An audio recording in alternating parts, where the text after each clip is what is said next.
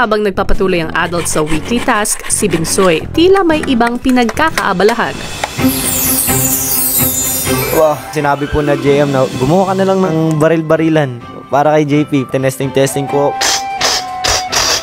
para mabigyan din ho ng konting libangan ang kabilang grupo ho, kuya. Kasi si JP ho kasi, kuya, kumbaga palagi hong nilalaro ho namin yung mga baril-barilan ho talaga, kuya. Paglalaroan na yung bata. Maya-maya sa paglabas ng teens para ituloy ang weekly task. Oh my gosh, they made a gun!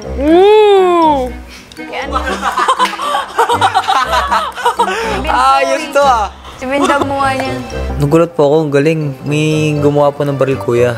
So what are we gonna do with this? Let's do this. Pit! Kunwari nagta-target shooting po ako. Never mind.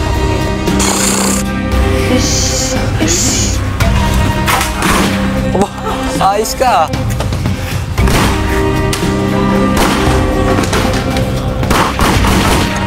JP, akala ko ba task ang pinunta nyo dyan? Masyadong effective yung panlibang ni Binsoy sa'yo. Ang ginawa ko sa baril, kuya, in-upgrade ko po. Inayos ko lang po konti yung grip niya. Tapos nilagyan ko po ng scope. Mukhang may dagdag na naman tayo sa #JPCore. Sa pagpasok naman ng adult sa bahay. Ay, naku! Ay, naku po! Ay, naku po! Ano to? Ay. Oh! May scoring board do. Gagalingan. And kuya, sa living room po, may napansin po kaming kakaiba po. Napansin ko it's a runway. Kabalon ako unsa himuon. Airplane. Ay, oo. Kasi may pogin siya nung pilotomita. You wanna become a pilot, so baka this is for you. Ayos. Airplane, oh. Ganyan, oh. Runway yan.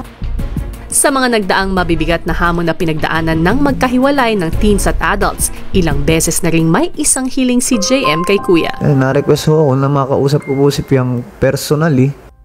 Ilang saglit pa ay pinatawag na si JM sa confession room. Bilis ng araw, no? Oo nga po eh. Anong meron sa bahay ko? Parang racetrack po or runway. Familiar ba sa'yo yung ganong tanawin? Apo, kuya.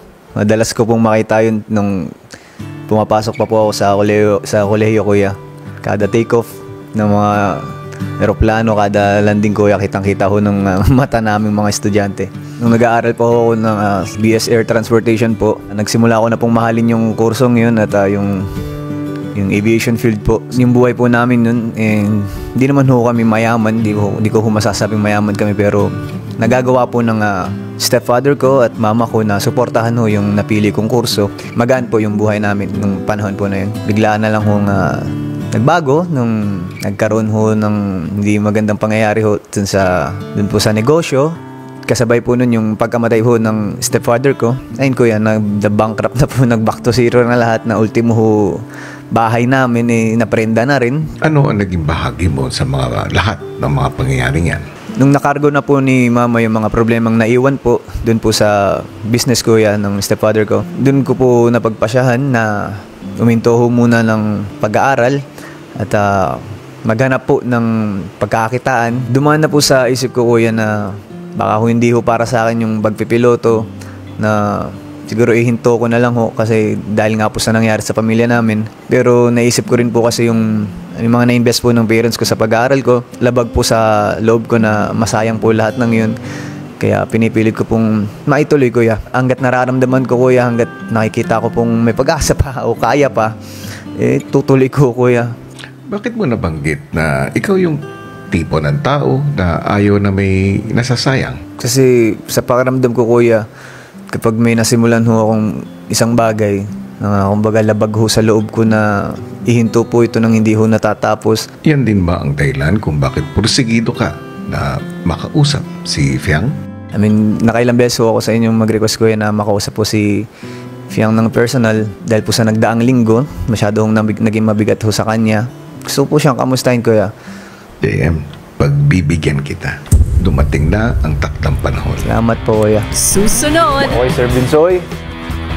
Ready for take-off. Matamaan ako dito.